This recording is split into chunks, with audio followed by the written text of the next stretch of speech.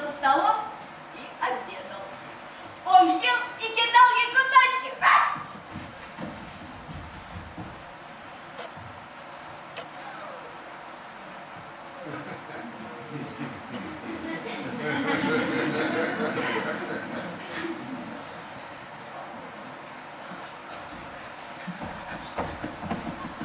Сначала он бросил ей кусочек хлеба и зеленую корочку сыра.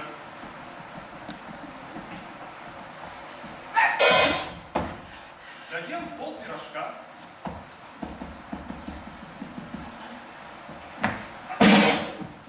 Куриных костей.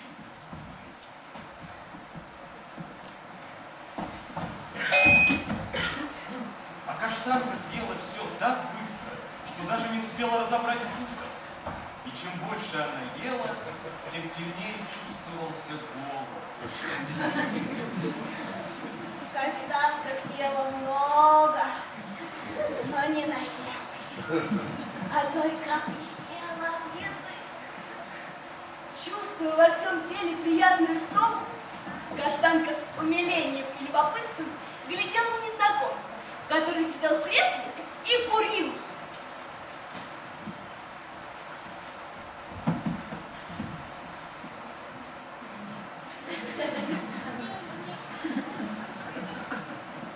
Каштанка решала очень важный вопрос. Кому лучше? У незнакомца или у столяра? У незнакомца какая-то обстановка некрасивая.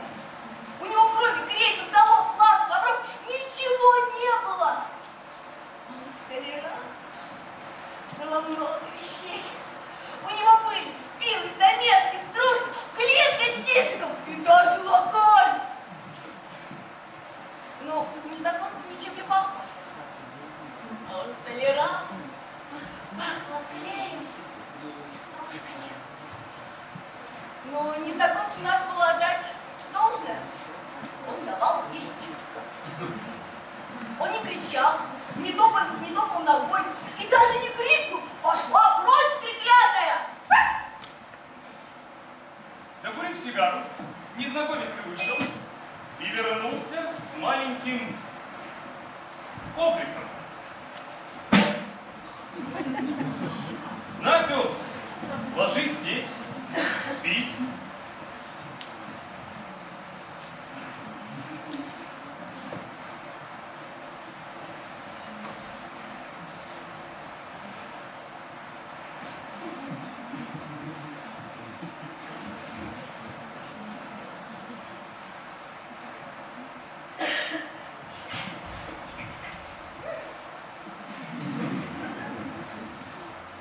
Затем потушил лампу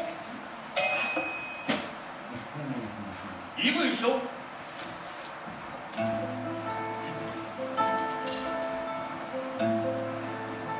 Каштанка увидела лай и услышала с улицы, но не смогла на него ответить. Ей овладел страх и ужас. Она вспомнила Луку Александровича.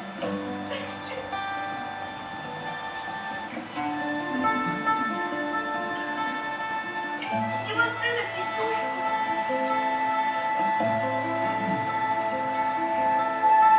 Она вспомнила те зимние вечера, когда столяр работал или читал газету, а Петюшка вдохновение играл с ней.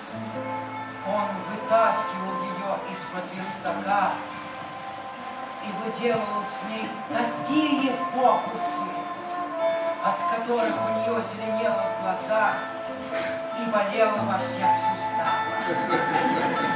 Но самым мучительным фокусом был, Когда он привязывал на ниточку кусочек мяса и давал проглотить, как только она его проглатывала, он вытаскивал его обратно из желудка.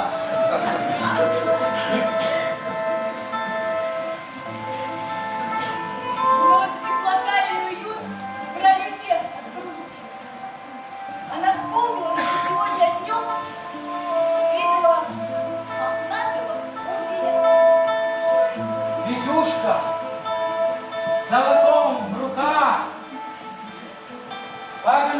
Бьешься за пуделя.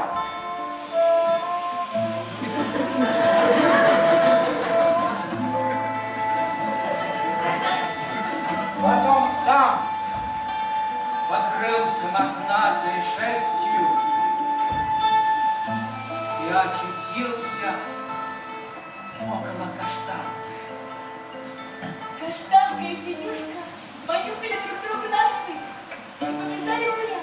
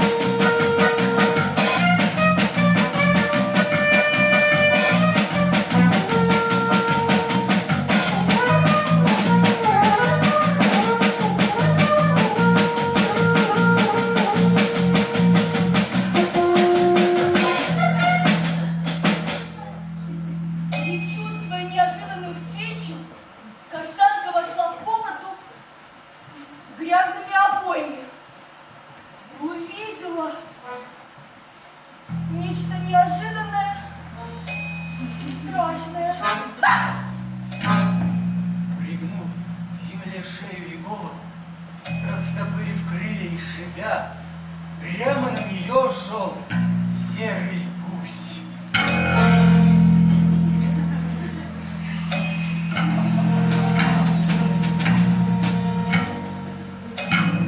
Неподалеку на матрасике лежал белый кот. Увидев каштанку, он выгнул спину дугой, задрал шерсть, взъерошил шерсть и ударил каштанку лапой по голове. В это время гусь подошел сзади и больно толкнул ее клювом в спину. Каштанка бросилась на гуся.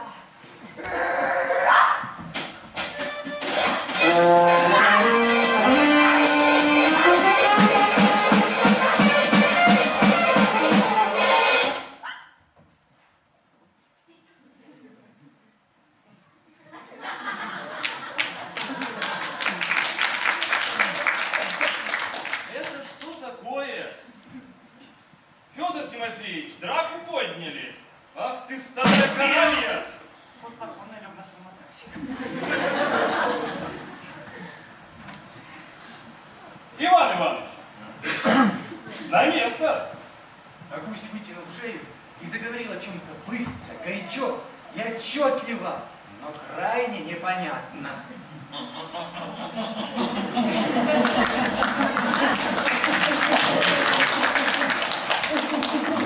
Ладно, ладно.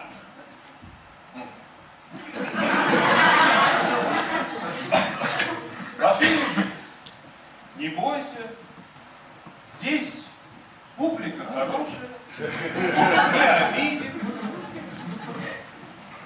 А как же мы тебя звать-то будем?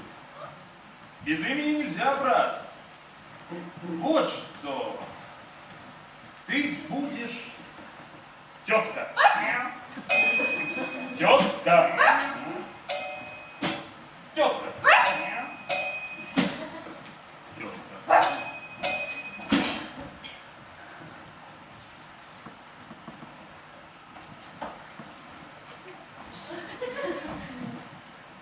Хлебные корки, горошек.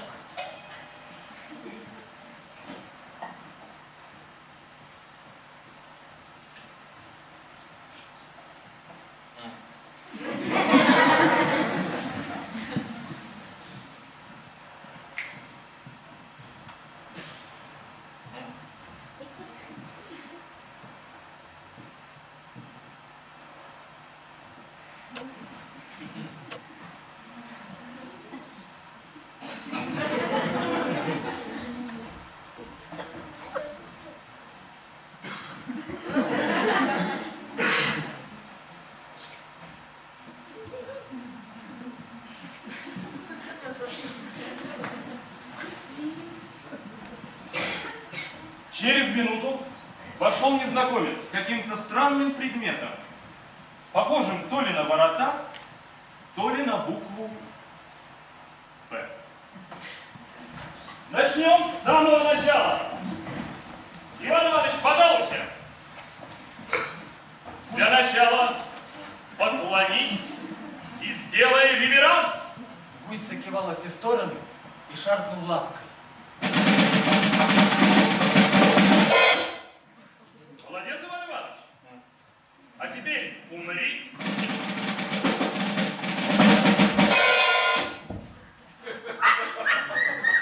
Четко. Кувырок вперед. Кувырок назад. Стойка на руках. Молодец.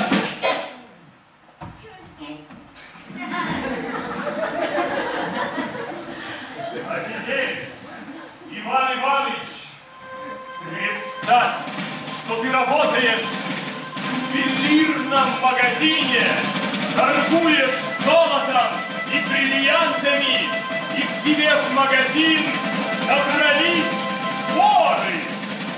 Как ты поступишь в таком случае?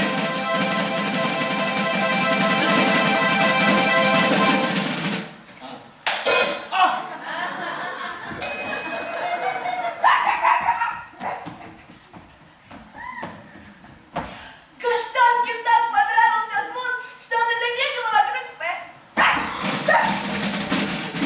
Лёвка! Работа Ивана Ивановича на этом не закончилась. Целый час потом хозяин гонял его вокруг себя, причем гусь должен был становиться на хвост и махать лапками.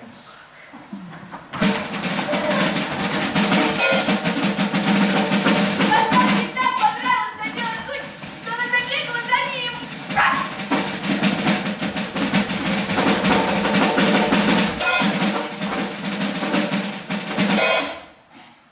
Утомив себя и гуся, незнакомец крикнул: Марья! «Позови-ка сюда Хавронью Ивановну».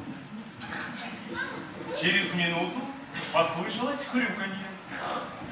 Каштанка из-за безопасности подошла поближе к незнакомцу.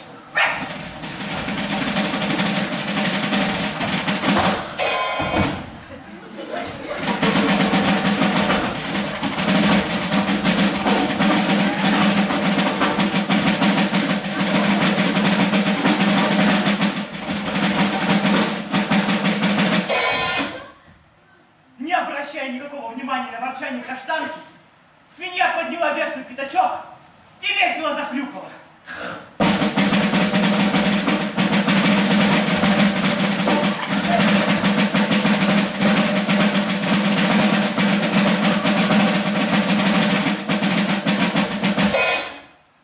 Когда она подошла к коту и толкнула его своим пятачком под живот, а потом о чем-то поговорила с гусем, в ее движениях, вилянии хвостика ощущалось очень много добродушия.